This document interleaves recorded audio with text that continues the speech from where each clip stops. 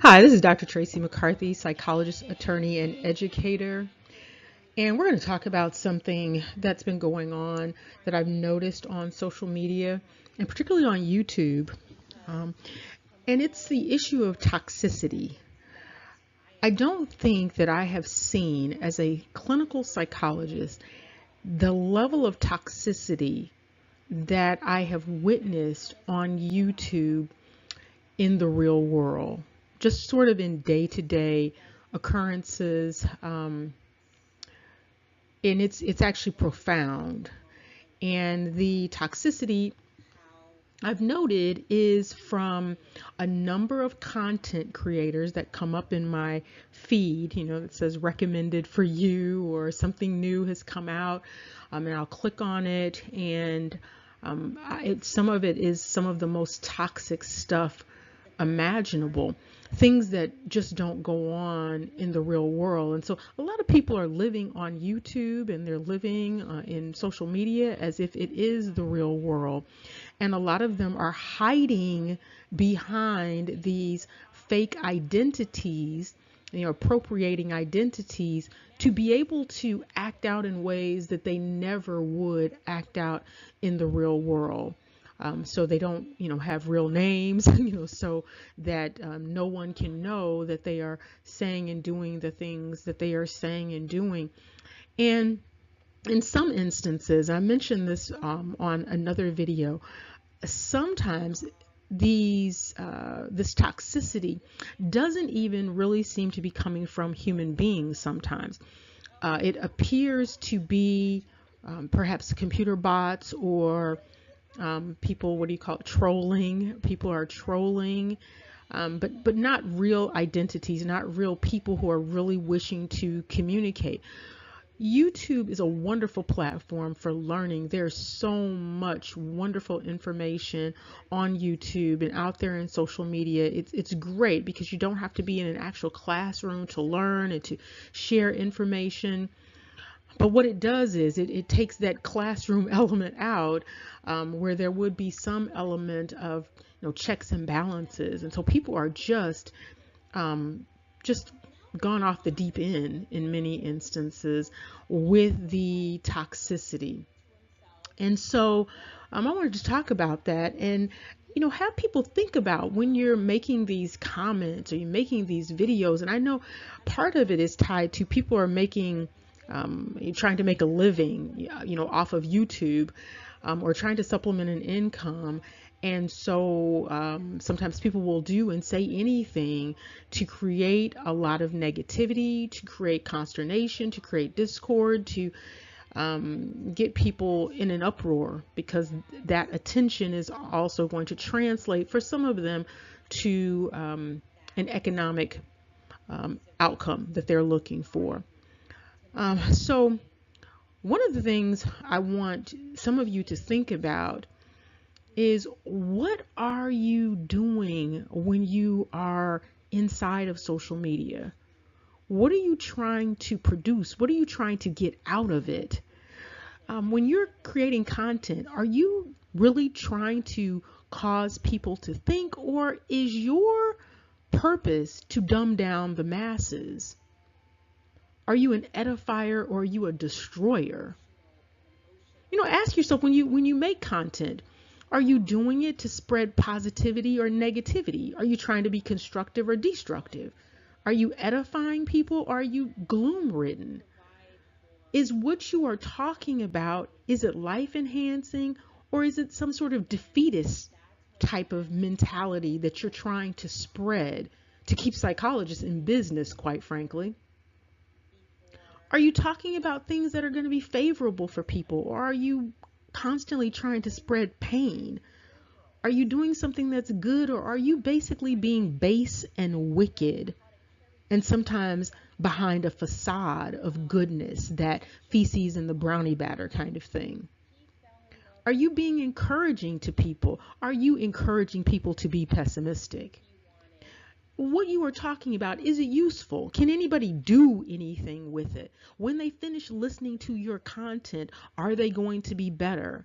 When they finish reading your comment, are they going to be better, or are they going to be worse for having experienced you? Is what you are talking about, is it productive or is it stagnating? Is what you are promoting, is it worthwhile or is it ultimately going to be harmful? People basically give out whatever it is they have inside of them. So if people have a lot of toxicity, a lot of poison, a lot of negativity inside of them, that's what you're going to see manifested in their communications, in their interactions. You're going to see that that's going to be basically pervading their entire life. It may be covered up with something, because they might cover it up with a smile. They may cover it up with pretending to be a do-gooder. Might cover it up with religiosity. People can cover this stuff up with a lot of different stuff. The bottom line, though, is what is the fruit that's coming from that tree? The fruit and the root are tied together. And so what is the fruit that you're hoping to come from that dynamic that you are putting out there? Are you trying to encourage people to be forward looking, or do you want people to actually be stuck? Because some of the comments and some of the commentary and some of the content, it really encourages people to be stuck. Are you trying to help people to heal?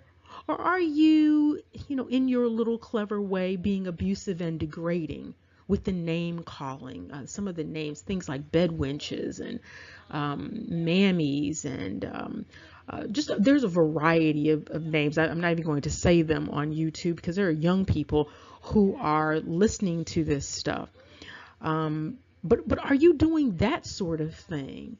Who are you at the core, and what are you really bringing to this table, this human table? Are you pulling people down? Are you dragging them down? Are you trying to spread truth? Or are you trying to spread lies and slandering and sowing discord? Because that's a lot of what is on YouTube. So in between all of these edifying, these productive, and these encouraging videos, if you click on them, it's what do you call it, a crapshoot. You may pick up on a bunch of slander, a bunch of sowing of discord. And I'm not talking about discord where people are talking about really serious issues and they are really engaging in critical thinking and analyzing things and people don't agree. That's not what I'm talking about. I'm talking about the dynamics where people are basically engaging in a bunch of gossip, a bunch of slandering, a bunch of spreading lies, basically a bunch of drama creation. And script flipping, harassing people, hiding behind all of these fake identities with, spreading venom and basically bringing pain and taking people away from realizing their overall human potential. So basically bringing people down. There's so many serious things going on out in the world and in people's lives. People have really serious things going on in their lives, in their families, in their relationships, with their children, on their jobs, in their schoolwork. There is so much stuff going on in their communities, in their houses of worship, in their neighborhoods. There's a lot of stuff going on. And so to have people distracted by all of this negativity when they could be spending that time finding something positive and constructive to do to uplift themselves in their lives,